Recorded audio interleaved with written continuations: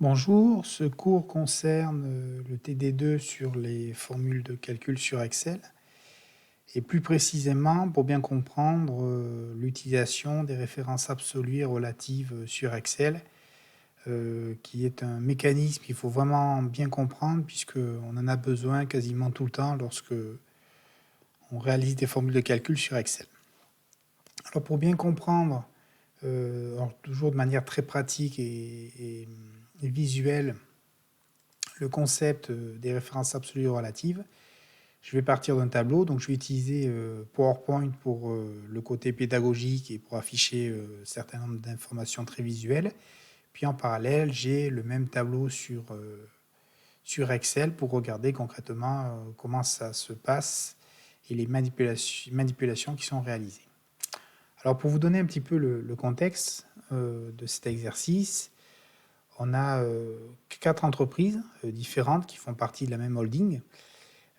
Sur 2018, ils vendaient un service ou des articles, donc on a les prix ici. Et puis, le groupe décide d'augmenter tous ces prix-là de 15%. Donc pour 2019, on augmente tous les prix qui sont présents ici de 15%.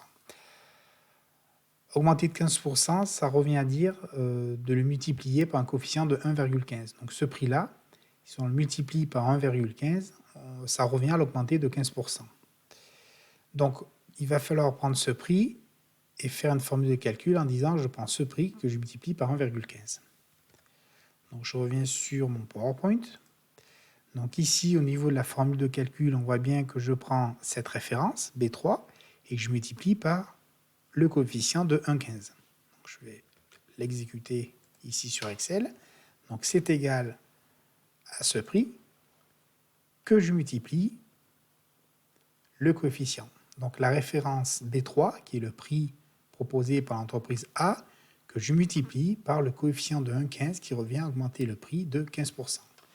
Si je fais entrer, on a ici le nouveau prix. Donc je vais le formater ici sur un format monétaire en euros. Donc voilà le nouveau prix.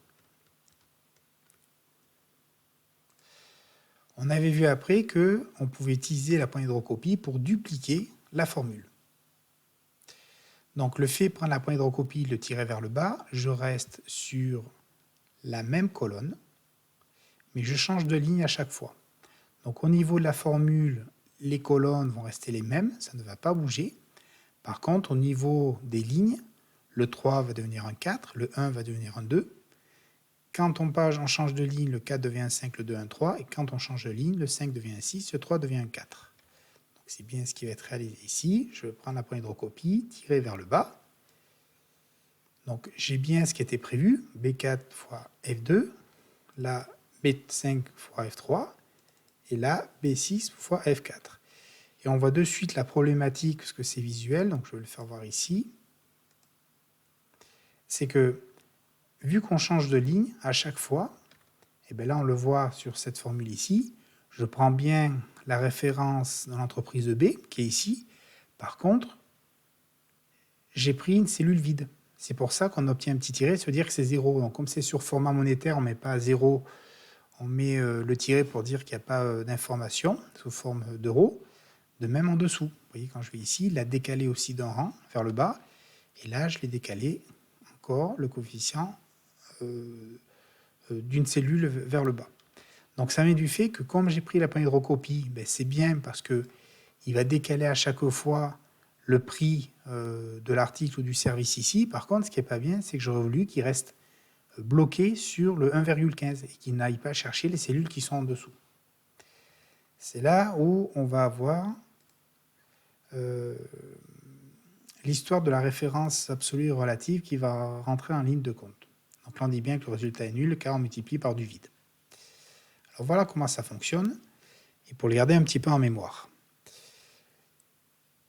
On va utiliser un symbole $. Alors ça n'a rien à voir avec le format monétaire $. Hein. C'est vraiment quelque chose qui est utilisé par Excel. Le fait de mettre un $, le $ va avoir le rôle d'un garde du corps qui va protéger ce qui suit. Donc le $ ici protège le 1. Donc le $, c'est le garde du corps va protéger le 1. Donc sur ma formule, ici, alors, sur la protection, oui, parce que des dollars, on peut en mettre un petit peu partout. Donc, avant de le faire voir concrètement sur le tableau, ici, quand je utilise cette formule que je mets un dollar ici, ça veut dire que je protège uniquement le 1, pas le reste. Quand je mets un dollar devant la référence, le dollar protège uniquement le F, mais pas le 1. Donc on a le garde du corps qui protège ici le F. Et quand je mets des dollars partout sur la référence, j'ai un garde du corps qui protège le F et un garde du corps qui protège le 1. Donc la position du dollar est importante puisque ça permet de dire qu'est-ce que je protège exactement.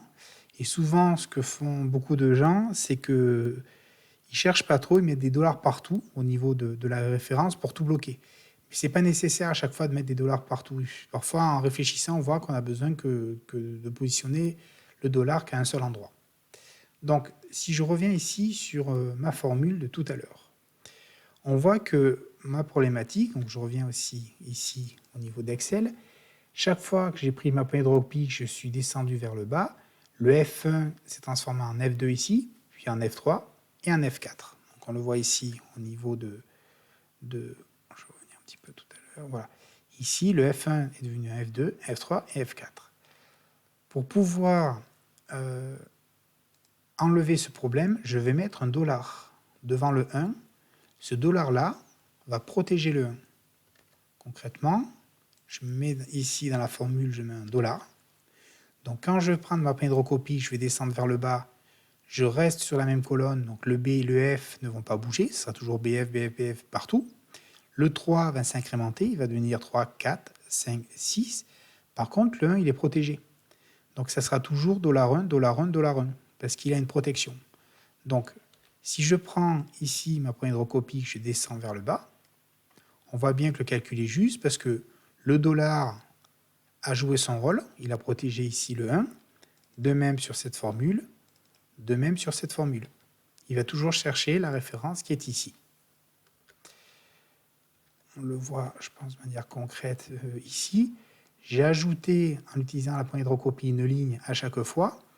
Donc là, il s'est bien incrémenté. Par contre, ici, le dollar a protégé à chaque fois le 1. Alors, comme j'ai dit, souvent, les gens, ils ont tendance à mettre des dollars partout. C'est-à-dire qu'ils mettent des dollars ici et des dollars ici. Alors, c'est pas faux. Si je mets des dollars partout, tout est bloqué. C'est-à-dire que je protégeais le F et je protégeais le 1. Quand je prends ici la poignée de recopie, je duplique vers le bas, j'aurai le même résultat. Mais le fait de mettre un dollar devant le F ne sert à rien, parce que je n'ai pas bougé de colonne. Donc c'est une information qui n'est pas utile. Donc qui n'est pas fausse, mais qui n'est pas utile. Donc on voit bien, avec $F, $1, on bloque les lignes et les colonnes, mais le blocage de colonne n'est pas nécessaire. Je ne mets pas des dollars devant le F, je duplique la formule, j'ai exactement le même résultat. Mais je n'ai pas eu besoin de mettre des dollars partout.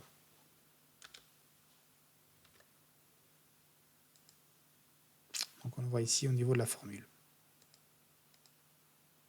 Alors, je reviens tout à l'heure sur ce que je disais. Donc, on peut mettre le dollar n'importe où au niveau de la référence, donc soit pour protéger la ligne, soit pour protéger la colonne, ou pour protéger les deux, ce qu'on a vu tout à l'heure.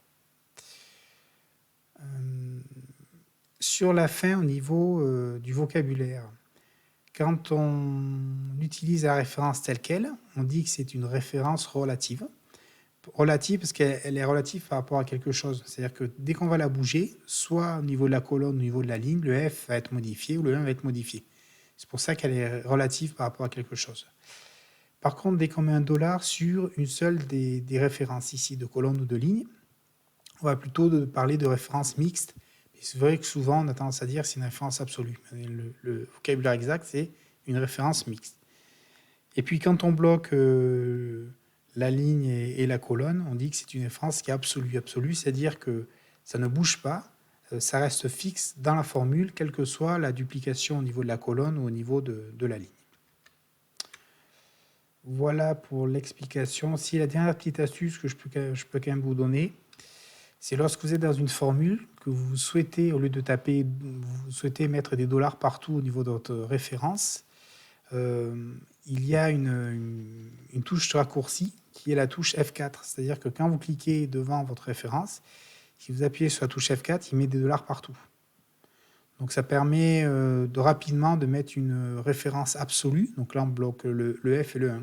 Mais ça permet d'insérer une référence absolue à partir d'une référence relative. Voilà, merci.